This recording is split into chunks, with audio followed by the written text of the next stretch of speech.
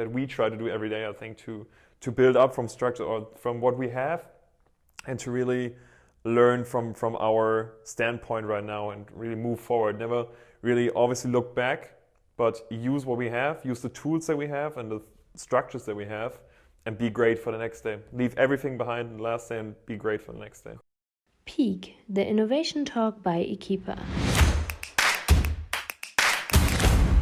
Peak is an in-depth eye-to-eye exchange between equals with which we want to deliver knowledge and impulses for you to benefit from. Our founder Justin talks to guests about innovation, digital transformation, and the potential of the digital generation. Our new Peak episode is with Yannis Frek, our head of business development. Since I've been recently asked how it is to work in a growing startup like ekipa, we decided that we wanted to invite one of our key employees. Yannis has collected work experience at big, well-established organizations and companies, as well as in smaller companies like ours, and he shares an authentic and transparent impression of how it really is to work in a smaller startup like ekipa. I really enjoyed his insights, and I hope you do too. Yannis, welcome to Peak, the innovation talk by ekipa. I'm really, really glad that you're here today. It's great to see it from the other side now. Let's start with our peaky questions. How would you describe innovation with just 3 words? I've actually thought about that for a second. I would say it's smart, necessary, and adventurous. All right. Which everyday problem that you're aware of or that you experience like on an everyday basis would you like to solve or to be solved with the help of an innovative technology? Probably the way we consume food or how we track calories to have nourishable food, something like that. Okay. And what was your recent post on social media? I'm not an active poster, so I think it's tough, but we had a discussion on one of your threads where we had a little back and forth. I think that was the last thing I actually posted. It was like last week, I guess. Something like that. What would you prefer, having a fixed workplace in the office or being on business trips a lot? It's a tough one. I think being on business trips a lot, being all over the place, that's where I feel home, kind of. That was also like your first day of work at ekipa, right? Yeah. I still remember when you started on your first day, you went with us on a business trip to Berlin. I guess it was Berlin, to an event with one of our clients. Yeah, that was a fun one. Table tennis or table football? Table football. I think it's foosball, actually, if you say it like that. If it's table football, it's foosball. Yeah. Okay, cool. Nice to know. And the last one, coffee with soy milk or with normal milk? No coffee at all, usually, but with soy milk. Okay, I see. So it's a special episode today with you, since you're our head of business development and co-head of projects at ekipa. The reason behind that is that in the recent weeks and months, I personally had a lot of talks and conversations with people who asked me, how is it to work in a startup? Since we grew so much in the last couple of months, we employed a couple of new employees, and everyone was asking us, also from my private environment, how is it to work not as a founder, but as an employee in a startup? And I think this is a really interesting perspective that we never had in one of our innovation talks at Peak. And that's why I invited you, one of our key employees, to become part of Peak and to share some perspectives of the employee of ekipa and share some perspective of how it is to work at a startup. So maybe we can start with you sharing some insights of what you did before, because as I know, and maybe some of our community members also know, you have not worked your whole life at ekipa. You came to us 1.5 years ago, and before that you were part of a well-established big organization. Maybe you could share some insights about your way and your life and career path before ekipa. I think it's a kind of an unusual one. I actually started working almost 4 years ago now, and I started at a company called Park and Control. It's a company where you get handed parking fines on private property. Usually not the company that is associated with a cool work environment and a cool job especially for a young person to do. But I kind of slipped into it, and on my first day there, I actually already led a team of around 20 people. That was actually my first role there as a team manager. I used to run a small team here in Frankfurt and the Frankfurt area. And on my first day there actually was the culture shock where I had to meet my 20 employees, so to say, which were all around 40, 50 years old, and that was kind of a culture shock. But that's what I did in the beginning. Okay, wait, but let's just start from there. You started your first working day. What was your age back then? 19. 18. You were 19 years old, and you were leading a team of 20 employees. How was that? It was something special. That's something I think for the people too, because it was something completely different. Every other colleague in that company was, I mean, the closest one was maybe at the end of 20, so like 29, 28. But especially my role right there, I was completely new to see like this. And there was definitely something special. And on my first team meeting with everyone, I actually fully addressed that. I was actually up front with everyone and said, I mean, this is not a great situation. Everybody's kind of weirded out by this, and this is not what you would expect, and also not what I would expect.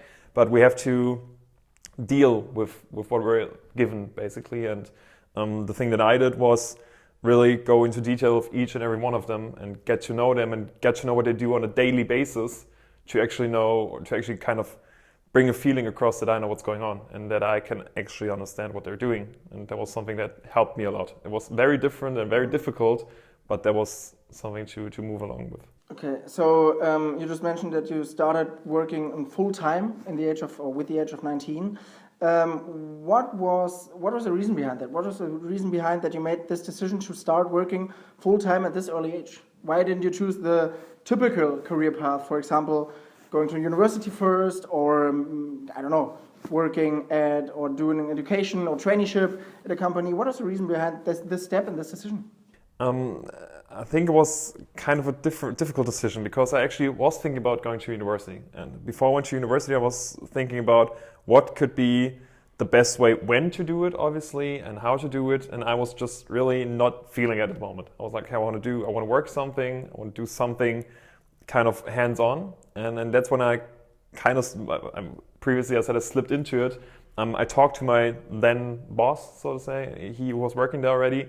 We got into contact, and I was actually just looking for having kind of an internship, first hands-on experience. And then we got into talking. He's like, well, you're not suited for an internship. We actually have an open role right now where you're not at all qualified, but we would actually like to try it out and would see how it goes. And in the beginning, I had very minimal pay, very long hours and weird hours to work, and a hard contract for the first three months. But I tried it, and from that point on, it just stumbled into the next one, into the next day, into the next week, into the next month, and now I'm staying here. So it kind of just went on. That was a quick summary. Going back to what you just mentioned, you succeeded in those first 3 months, and then you continued in working at Park and Control. What were the next steps after your first probation time, after the first 3 months? I mean, you already led a team of 20 employees in the beginning. How did you continue then? Actually, from that point on, I moved kind of towards more of a sales-oriented role. I first got into basically at the parking spaces that we were controlling and working on. And we had a completely new area opening up where we had no parking spaces, where no infrastructure at all. And I volunteered to open up the space, so to say. So I had to do everything from the first cold calls to actually going to the places, asking people if we could control their parking spaces, and actually got hands-on experience on how it is to have this weird sales kind of thing happening, this cold calling and actually going to people's places and asking them to get something from them. And while doing this and also renting spaces, acquiring new employees and everything like that, I kind of moved on to running a bigger area from time to time. And afterwards I moved more to key accounts. And I did some key account management. And from that point on, my then boss left the company and the role was open, and it was kind of the similar situation than before. The head of operations basically came to me and said, well, you're also not suited for this role, but let's try, let's give it a try. And I moved into that, and then when with the age of 21, I was running around 80 employees indirectly, and over that were 5 team managers, or at the time 5 team managers that I was leading. So in the end, it was around 85 people that I was working with at this company, they were working under me, and then I was controlling South Germany, the whole of South Germany. That's huge, actually. That is a lot of space. and that's what I'm always wondering. I mean, because I never had this experience of running or having responsibility for such a huge team. How did you handle this back then? I mean, of course, you had those team managers being responsible for some parts of those teams, but how did you, as a regional manager or being responsible for whole South Germany, handle this huge team and handle this huge responsibility at the same time? It was very difficult in the beginning because my point, or I wanted to make a point and wanted to really get the thing going quicker, wanted to be more efficient, reach goals and achieve KPIs that we have set, obviously, which were very strict and very hard to reach. So that's why in the beginning, when you asked whether fixed office space or being on the road, I was on the road constantly. I did almost 100,000 kilometers in 1 year with my car, was driving all around Germany, visiting all the different sites we have, seeing what the problems are. And what helped me in the beginning on my first weeks and months being hands-on and actually working together with each and every one of the employees came clutch there, because then I had to talk to everyone again. They already knew me, most of the people. I was back to being hands-on, back to being out there. I was taking shifts from people when they were sick. I was actually going out past midnight and trying to solve problems. And that is something that I learned from a very early age, so to say, to be kind of a fireman and actually just try to put out every fire that comes up and that you have to deal with.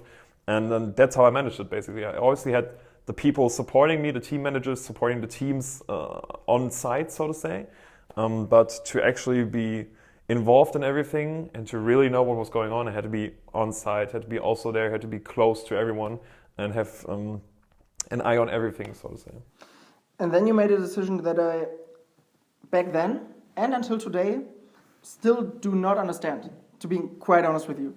Because what you decided is you take your well-paid and with a high responsibility connected job, you leave this job and go into a startup, which was back then, I don't know, we had 6, 7 interns besides us 3 founders.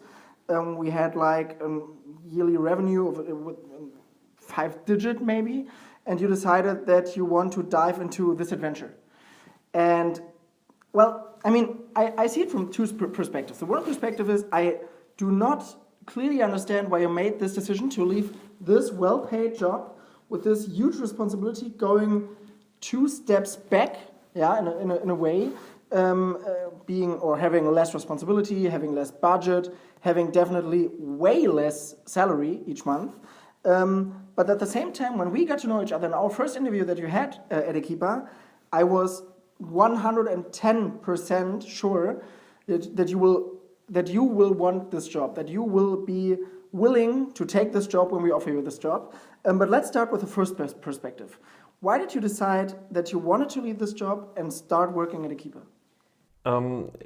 Kind of goes into the thing where I said, obviously this company and this business is something that is very interesting for a young person. It was great to get the first steps. I learned a whole lot of things in those 2.5 years.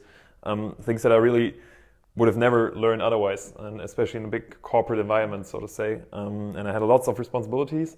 But in the end, I still knew I had to do something very different. I wanted to do something very innovative, even though it's kind of funny now to say that, but something very different, something very cool, and something that excites me every day when I get to work. And that was just not the case anymore. So then I had to say, I had to leave. I had to say, okay, well, I need to pack my bags. I need to do something else. And I actually applied, seeing that it was an internship, what you offered at Ekipa, and then I still applied. You were aware of the fact that it was an internship? I was aware of the fact that it was an internship, and then I applied, and we had our first talk, and I think we had a half an hour meeting, and we talked for an hour and a half or something like that. We talked. Yeah. Afterwards, I was like, okay, well, that's all. And I still remember at the end of the interview, we were like, do you know that this is an internship? Did you read that correctly? And, I was kind of surprised because you told me, I'm running here an 80-employee team and having this huge salary and being responsible for all Southern Germany. And I was like, okay, but do you know we just offer an internship with maybe the perspective for becoming a full-time employee at Ekipa if we succeed with our business model? And you were like, yeah, completely. You had like the same reaction as you do right now. You were just nodding and saying, yeah, I'm completely aware of the fact. And I was like, oh, okay, then, yeah, cool. That's basically what it was. I mean, I'm always I say calm and collected, so to say. I know what I'm doing, I think. I obviously had some thought about it and had to talk to a few people, really think about if this is the right step to do, but I was pretty convinced that it could work out. And also the stupid saying that everyone does, I'm still young, I can try it. Absolutely. And that's what made me fall in love with ekipa. I had many other job offers during that time. I mean, we even talked about it very openly, also with other startups. But I thought from the connection that we had from the first point on, and this, I mean, it was very exciting to see that there's that little amount of people, that there's still so much room to grow, that just told me to do it. So you just mentioned that you were also being interviewed at a couple of other startups and had some offers from other startups.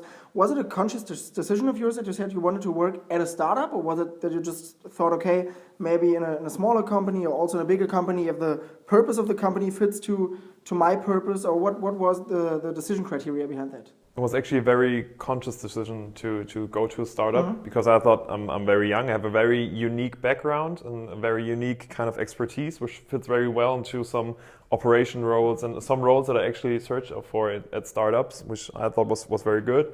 And but yeah, it was a very conscious decision to actually say startup environment is something that feels right, because during my time at Park and Control I already had job offers and talks with other agencies then during the time that try to kind of headhunt and also talk to many startups, but never felt right to do it. And at that point I was like, okay, well, I think I need to learn new things, and the startup would be the perfect place to do so. Cool. Besides the advantages and benefits that a startup offers, did you also have some prejudices before you applied at a couple of startups?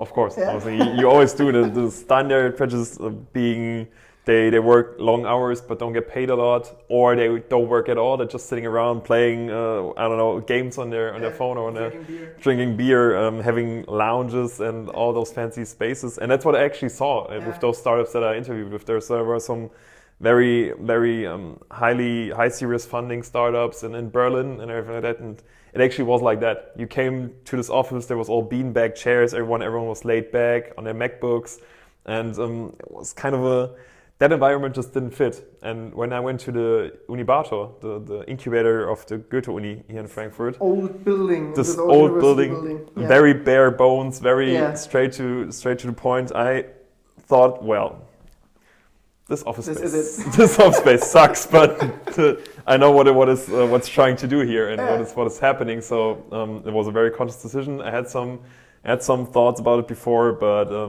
I mean, you always do, I think. And in the end, we know which decision you made. So coming from those prejudices, my goal for today's talk is to really share an authentic and transparent view of how it is to work in a startup. And I mean, of course, you're kind of biased because you're telling it not just our community, but also me, who's your employer at the same time. So it's kind of difficult or a weird situation, but maybe let's try to share those authentic and transparent perspectives on that. So coming from those prejudices that you had, which of them have become true or which of them did you realize that they are kind of true when you started working at ekipa?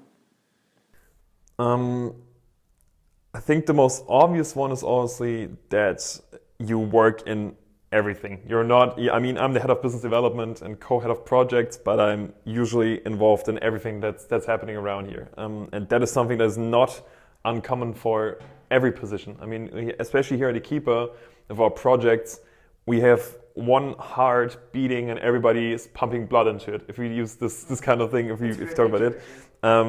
But that's what's happening. Everybody's doing everything and is getting to know everything. And we have our experts for each topic, but we also give each other a hand, whatever it may be and whatever is needed.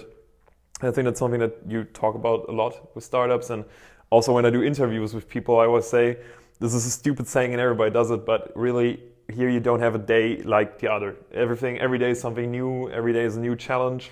And that is just something that is true about startups, I think. And the long hours are also true because you really, that is the thing I think about startup. If you start here and if you start at any startup, you are part of a mission, because that is something that really makes them what they are. They really drive as one unit forward and really want to do something great. And I think there's days there where you can really relax, have a beer, have a chill evening. but there's also days where you really 2 or 3 beers, a few more. But there's also evenings where you really just gotta hang in there and grind it out and do some long hours. I mean, we had some long hours during the first few months. I can remember where there was really things to put your mind behind and really be into it. And it's also something that's true about startups. And yes. So what you summarized, I would say, what you mentioned is that a startup is more chaotic than a well-established organization is, and that it doesn't just bring disadvantages because being more chaotic or being more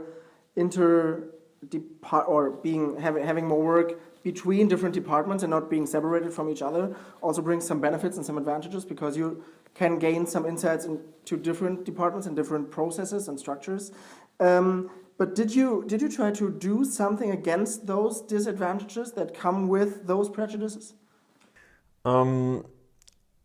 It's hard to say. I think we try to use, like I just tried to say already, we try to use those disadvantages or move them into advantages, really. This chaotic and being interdisciplinary or in all their departments at once. I especially, and especially when I talk about we, I mean mostly Nico and I did in the beginning, try to form or bring as much order into the chaos as possible. And I think that's something where because you just said this, I think there's two sides to the coin or to the medal, so to say. You always can benefit from things that have a disadvantage or really be stuck there. You can either say, well, this sucks, we can't really do anything about this, this is just a bad thing happening here. But we can also say, well, it is pretty chaotic. Should we fix the structure? Or should we maybe just try to build up from that? Maybe see, even though it's maybe a bit of a shaky construct, at the top, maybe somewhere you can really fundament everything and it's going to be great. And I think that's what we did in the beginning a lot, just trying to optimize whatever steps necessary. And we see that today if you do the onboarding sessions with new team members, where we were like, well, we drafted this half a year ago, and it's actually working out and it's actually coming together now. Isn't it? It is very, very weird to see, and I think that's something that I try to do, or that we try to do every day, I think, to build up from structure or from what we have and to really learn from our standpoint right now and really move forward. Never really obviously look back, but use what we have, use the tools that we have and the structures that we have and be great for the next day. Leave everything behind the last day and be great for the next day. Cool. Let's talk about team culture, because that's something that everyone asks me when applying for ekipa, also from a private environment, who are interested in how it is to work here at ekipa. And that's also something that I wouldn't say worried, but at least concerned about when we think about the team structures and how people act with each other and help each other. Sometimes I do have the feeling, and I'm not quite sure if it's good or bad, that it's more like a school class or just a huge group of friends, then it's colleagues, you know? And I mean, of course, it's obvious because we have an average age of, 25, 26 years old. We are all young people. We are all working for the same mission as you just mentioned, and it's great to hear that from you. But at the same time, we're also doing something in our free time together. Yeah, we're drinking some beer, we are going to, a restaurant or a bar when it was possible before Corona. And at the same time, I'm still sometimes concerned about if this is the right way to create not a team of colleagues who help each other, but more like a group of friends. How do you see that? I get asked this question a lot too. Not only in our free time or when people talk about startups, but especially in our onboarding process or in our interview process. And I'm very, very real with questions like that and very straightforward. And I think that there is something special about our team. Probably every startup says that, and every company says that their team is very special, it's very different. But we, in the selection of our new employees and our new colleagues, we are very keen about having somebody that fits into the team, because it's not a friendship, so to say, in the usual way that we go out every day and message out all the time, but you spend a lot of time with your colleagues. And I think that if there's no fit in there, or if people don't fit into the system, then it's not only something where we would say, well, the team is now demotivated, that it doesn't fit, but also this new employee that jumps into it and finds a new team there and they're all clicking and they're just left on the side of the road, so to say, then you don't have a working employee, not a motivated employee. That's why we have a very strong focus on being close with each other and also being very, very upfront. I think we never have drama here. I mean, I don't know if you see differently, but we don't have drama. We don't talk about have to have clarifying talks with everybody because something's going wrong. We give the option for that during our quarterlies, during our monthly talks, during our offsite sessions where we actually try to bring the point up where what is bothering you, what is negative about you. But there's nobody that says, well, the team doesn't work out well. It's always, I think we, or especially you in the beginning, made the right choices in building this core structure, this core team, which I see myself as part now, where it really helps us to be friendly with each other and to actually rely on each other, not only because we are colleagues, but to actually rely on each other because we know our private lives, we know what we're doing, we know what we're going through at any given point. And from that on, we can support each other. It's crazy, isn't it?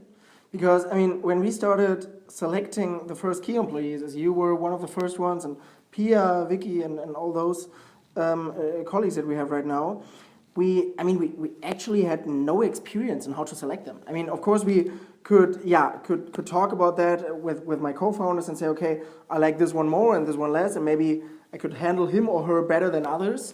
But I had no clear selecting criteria where I could say, okay, this is something that he or she needs to say in an interview where I definitely know that he or she fits perfectly into the team. And at the end, even though we had no experience in selecting the right employees, it kind of worked out. Worked out pretty well. Yeah. Let's talk about something else. Dress code. We do not actually have kind of a dress code here. Did you have a dress code in your former job? Yes, I was wearing a suit every day. I was wearing a suit every day. And how was it for you to not have that here?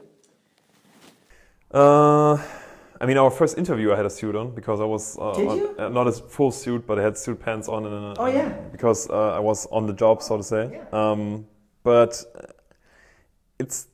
it has benefits and cons, both definitely. I'm very, very cool about not being well dressed all the time and usually what do we say that casual? It is casual. It's not even business casual. It's casual.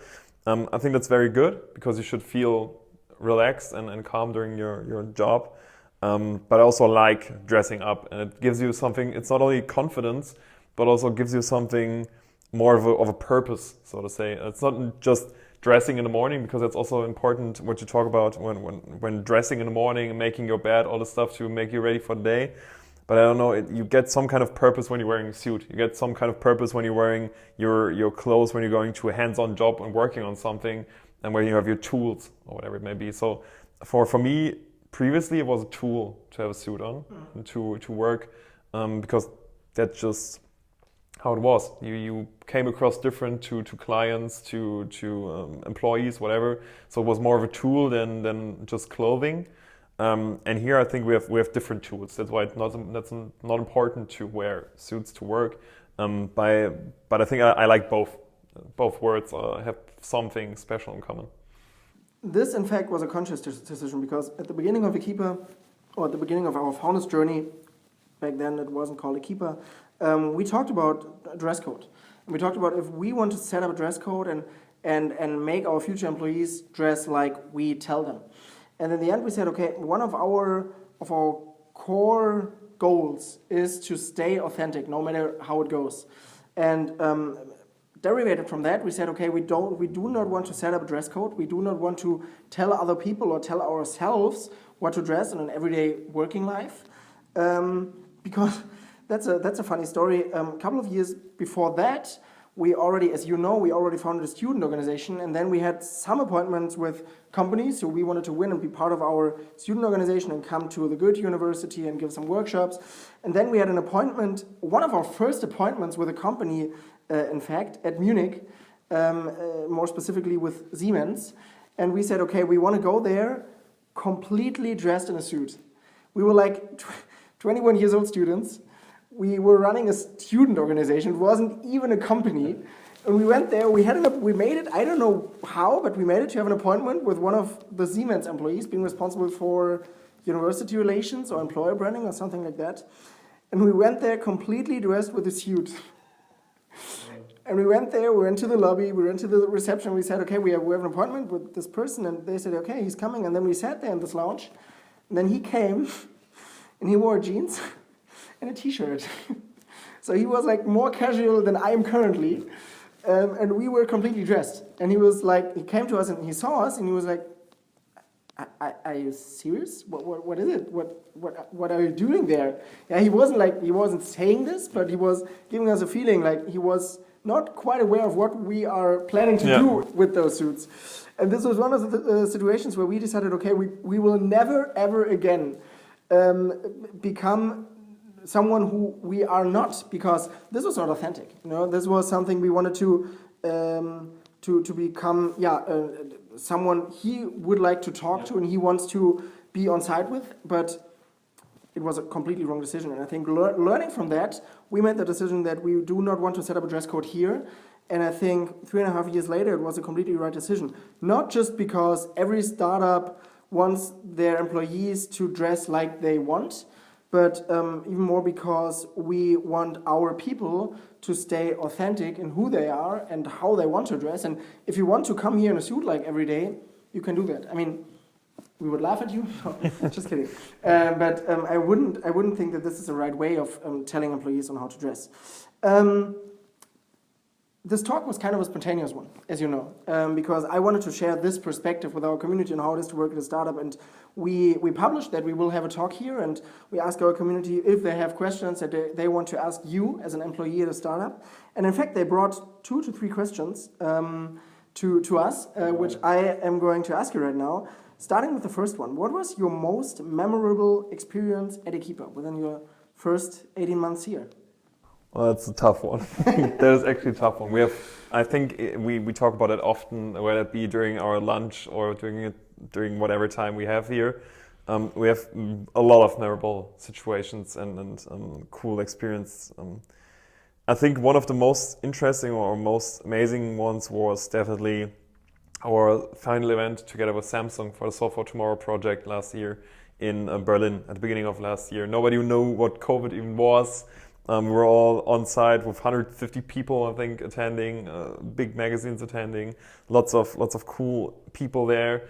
Seeing the teams actually finally pitching their ideas that they've been working on over half a year almost. So that was one of the most memorable situations we had there. We had a great time. It was very fun. It was much more like being with friends than being with colleagues, clients, and participants. So that was definitely one of my highlights, and I often love to bring it up with people who want to talk about it. I often like to bring this up as an example. What is something that you can do now, based on your responsibilities here, that you would have never thought you would be able, or you would be having, or you would have the responsibility to do in your professional life? That's very difficult. That's a great one. That's a very good question.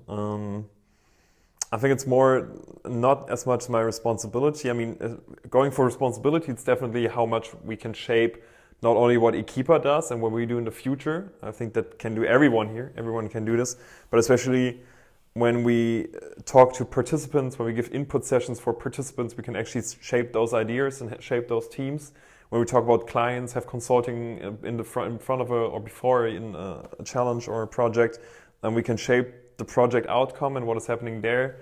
But especially for my personal benefit and my skill set that I learned here was definitely working together with so many different stakeholders. Obviously beforehand I had clients, I had employees, but now we have participants, we have university stakeholders, innovation network stakeholders that we work together with on many different levels and talk about many different subjects. And on a day, especially both you and I do that a lot, we switch between all those different stakeholders in a day very often. We first talk about projects, then we have our university calls, then we have startup calls, do some participant talks, and actually have some sales calls in the end. So I think that's something that I've learned a lot from just being here for the past 1.5 years. That's something I took as a benefit for myself, definitely. Now the next and last question from the community. How far in advance do you plan your tasks or your business? I mean, as a head of business development. Yeah.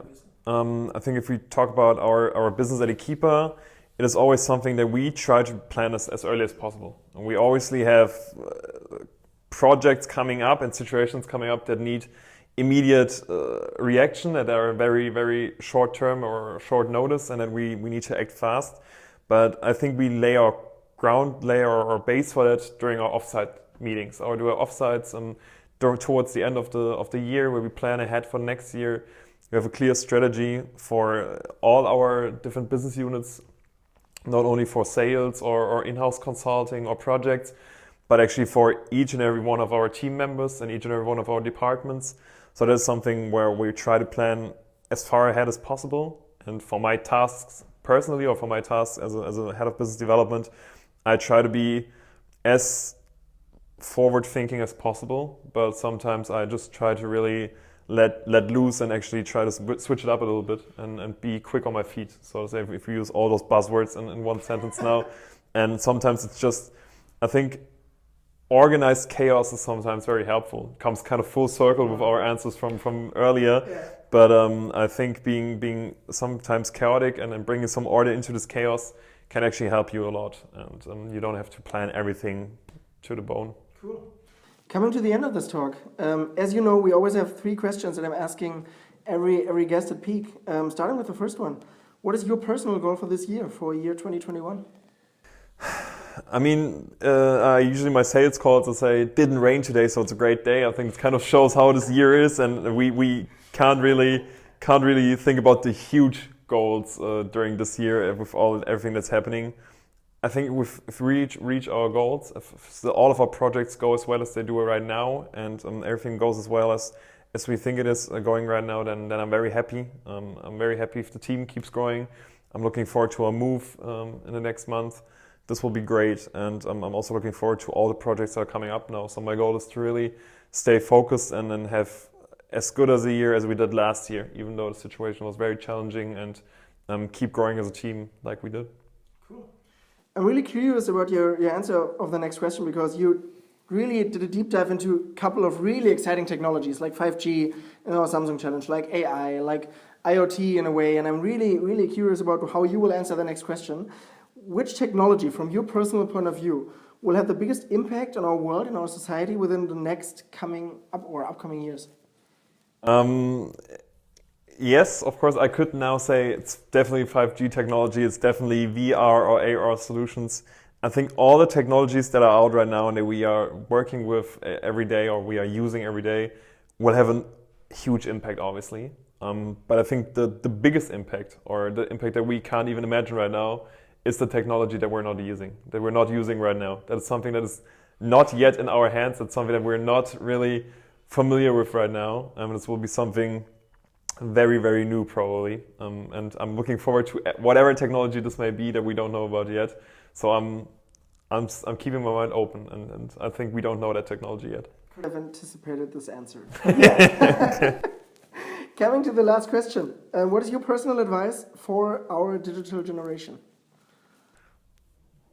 I think stay innovative, stay challenging yourself, keep challenging yourself. That's what I do every day. That's what we all do every day. But I mean, if we go back to the beginning and to where I started basically, or to where I started at ekipa, really trying to not always control everything about life, and to being open to new challenges and new things is something that makes the biggest impact. And I saw that with my life personally, what I did with coming from Park and Control, joining ekipa, and really making a 180 turn in completely the opposite way.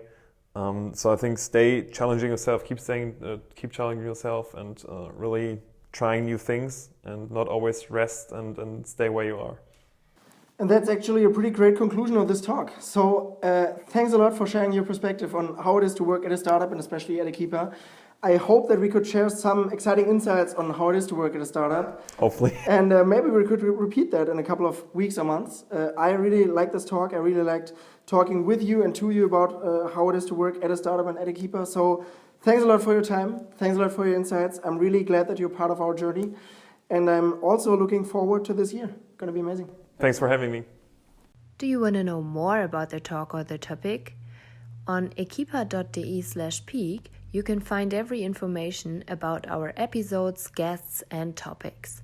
We will also keep you updated on our social media profiles. The link you can find in the description box. See you next time at Peak, the Innovation Talk by Ekipa.